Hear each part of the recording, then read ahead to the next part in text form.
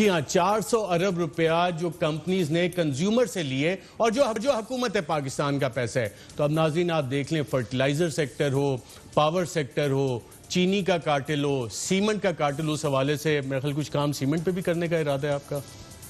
Future में तो होगा इंशाल्लाह। और भी बाकी कार्टेल्स हैं पाकिस्तान में, उनके हवाले से भी कार्रवाई होगी। देखिए, सबसे पहले तो रिवाइव करना है कंपटीशन कमीशन ऑफ पाकिस्तान को उस हालत में जिस तरह से उसके कानून का मैंडेट है। बड़ा अनफॉर्चुनेट है कि पिछले 10 सालों में तो हमें उसकी कारकर्दगी बिल्कुल सिफर नज़र आती है। आज इस कमीशन की रिपोर्ट ने भी ये चीज़ तस्दीक कर दी है। कार्टलाइजेशन है मुख्तलिफ बिजनेसेस की, उसमें कोई एक सीमेंट की बात नहीं है या फर्टिलाइज़र या कोई दीगर नहीं है।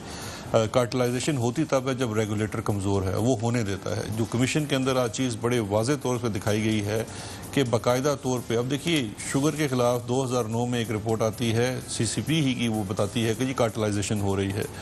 अब उसके बाद एक स्टे ले लेती है पाकिस्तान शुगर मिल एसोसिएशन, 2009 से लेके 2020 हो गया है, वो स्टे अपनी जगह इंटैक्ट है। तो ये आप इस बात से अंदाज़ा कर लीजिए कि जिसको हम असर रसूख कहते हैं या इंस्टीट्यूशनल कैप्चर कहते हैं, वो कितना स्ट्रॉन्ग है।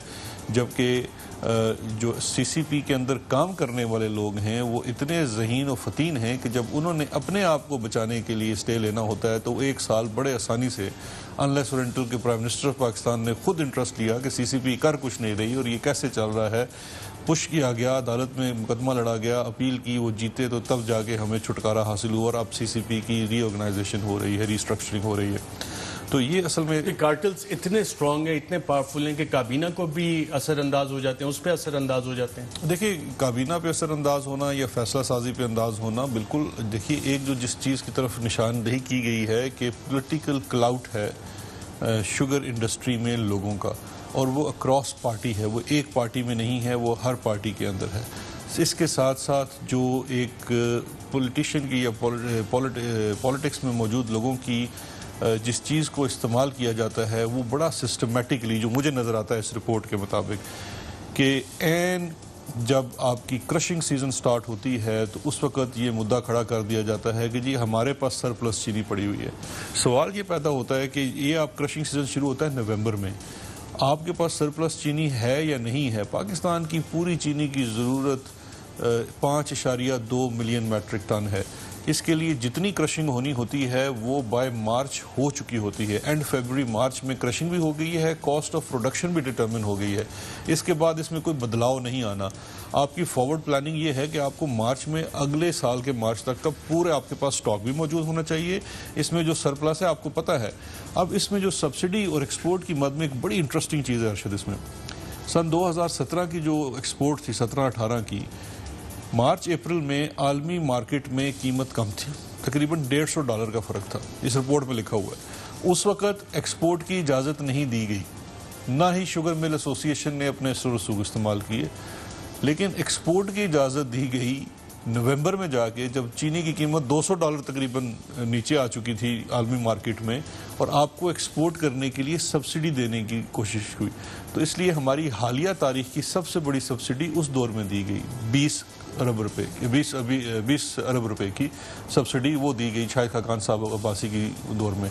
और फिर जो नीचे वाली सब्सिडी, जो सिंध चैप्टर था, वो बागा गया सिंध गवर्नमेंट के पास। उन्होंने भी चूँकि माले मुफ्त दिले बेरहम 9.3 रुपये पर किलो के हिसाब से सब्सिडी दे दी गई। टोटल जो आपको एक्सपोर्ट करने के लिए, देखें अब जो शुगर कमीशन ने डिटर्मिन किया है उस साल की, अगर मैं गलत नहीं हूँ तो शायद 38 रुपये कॉस्ट की है, बिकॉज इसके ऊपर टैक्स नहीं पड़ना जो आपने एक्सपोर्ट करनी है। 38 रुपये की अगर आपकी कॉस्ट बनती है बिलफर्ज, 20 रुपये आप सब्सिडी की मदद में ले रहे हैं, 18 रुपये के ऊपर आप चीनी बना के 20 रुपये की सब्सिडी लेके एक्सपोर्ट कर रहे हैं।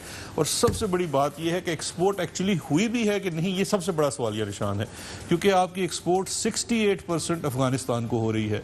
अफगानिस्तान की जब एक्सपोर्ट को उठा के देखा कमीशन ने, तो उसके अंदर तो एक अजीब ही सिलसिला नजर आया। तमाम एक्सपोर्ट टू अफगानिस्तान वीबॉक सिस्टम है, कंप्यूटराइज सिस्टम उसके ऊपर हो रही है, मासवाई चीनी के, जो वो इंडस्ट्री जिसके अंदर सबसे ज़्यादा पैसा है, उसके अंदर कोई कंप्यूटराइजेशन नहीं है। जो चीनी वहाँ जा रही है और जो चीनी यहाँ से भेजी जा रही है, दोनों के डेटा को जब मिलाया गया तो उसमें एक वाज़ेह फ़र्क नज़र आ गया। दूसरी जो चीज़ सबसे बड़ी हैरान कुन थी, वो उसके अंदर उन जब ट्रकों को चेक किया गया, क्योंकि जब आप फोरेंसिक करते हैं, एक तो मुझे इस चीज़ की बड़ी खुशी है कि हमारे यहाँ पाकिस्तान में अब हमारे इदारों की अंदर फोरेंसिक ऑडिट करने की सलाहियत पैदा हो गई है, एक्सपीरियंस से वो सीख रहे हैं। जब हम हुकूमत में आए थे, हम शुरू दिन से फोरेंसिक कराना चाहते थे। मुझे अच्छी तरह याद है, मैंने 3 इंटरनेशनल फर्म्स को इनवाइट किया कि हम ये फोरेंसिक एक चीज़ का कराना चाहते हैं। तो अरशद, मुझे अच्छी तरह याद है, उन्होंने $2 लाख पर पैकेज हम कुछ किसी कॉन्ट्रैक्ट का मांगा था। तो वो कुल मिला के जब मैंने रकम देखी तो वो कुछ $30-40 लाख बन रही थी। तो हमने कहा ये हम अफोर्ड नहीं कर सकते। तो अब अल्लाह के फजल से हमारे अपने तहकीकाती इदारे ये कर रहे हैं। तो वो जो ट्रकों की मद में जो चीज़ सामने आई वो बड़ी हैरानकुन थी कि जितने भी आपकी एक्सपोर्ट होती है उसके डॉक्यूमेंट है GD, गुड डिलीवरी ट्रांसपोर्ट, उसके साथ पीछे आपका ट्रक का नंबर, उसका पता, मोबाइल नंबर, हर चीज़ लिखी होती है। उसको जब एग्जामिन किया गया, रैंडम सैम्पलिंग की गई, 10-12 ट्रकों का उन्होंने उसमें से लिया मवाद और उसको एक्साइज से उनके डॉक्यूमेंट्स मंगवाए। जो डॉक्यूमेंट्स आए उनके मुताबिक उन ट्रकों का जो एक्सल वेट लोड है, जितना वो वज़न उठा सकते हैं, वो किसी का 15 टन था, किसी का 20 टन था। लेकिन उसके साथ जो GDs लगी हुई थी उसके मुताबिक कोई 70 टन चीनी लेके जा रही है, कोई 80 टन चीनी लेके जा रही है। तो वो हैरान रहे। एक्साइज डिपार्टमेंट से भी इसके ऊपर पूरी इन्फॉर्मेशन लेगी कि मार्केट में है कि जी आप इसका एक्सल लोड ज़्यादा कर लेते हैं। तो पता ये चला कि जितना बड़ा भी इंजीनियरिंग मिरेकल हो जाए, 5-7 टन से ज़्यादा इसके अंदर इजाफा वजन में नहीं हो सकता। इन काबीना के साथ जो नाज़रीन ब्लैकमेलिंग हो रही थी, आज काशिफ अब्बासी के प्रोग्राम में उमर साहब ने इस हवाले से, जो कि रिपोर्ट में भी कुछ इस हवाले से इंडिकेशंस हैं, क्या कहा, आइए देखते हैं। आप क्या क्रशिंग के नाम पे ब्लैकमेल हुआ ना फिर? क्योंकि आगे उस्मान गुजार साहब के बारे में भी तो बोलो ना, ये उन्होंने भी मुझसे सवाल पूछा था। उन्होंने पूछा क्या वो ब्लैकमेल कर रहे थे? मैंने कहा ये तो ओपिनियन की बात ही नहीं भाई, फैक्ट है। कानून में लिखा था 30 नवंबर तक उन्होंने क्रशिंग शुरू करनी है, नहीं क्रशिंग शुरू की। ये तो ब्लैकमेल है ना। और ब्लैकमेल की डेफिनेशन क्या होती है? काबीना ब्लैकमेल होके, शुगर एडवाइजरी बोर्ड, ECCC काबीना ब्लैकमेल होके ये सब्सिडी दी गई। देखिए, ब्लैकमेल हो, पैराग्राफ 227, देखिए ब्लैकमेल होकर सब्सिडी दी गई, जैसे अरशद उमर साहब ने कह दिया। ये तो बड़ा सिस्टमैटिक है ना, कार्टेलाइजेशन है। कार्टेल आता है एंड उस मौके के ऊपर आपको ब्लैकमेल करता है जब किसान अपना गन्ना लेके मिलों के बाहर खड़ा हुआ है। 88 मिलें हैं पाकिस्तान के अंदर, लाखों मैट्रिक टन गन्ना प्रोड्यूस हो चुका है, किसान गन्ना लेके खड़ा है। आपके गन्ने के अंदर उसका वजन में कमी होती जाती है हर पासिंग डे के साथ।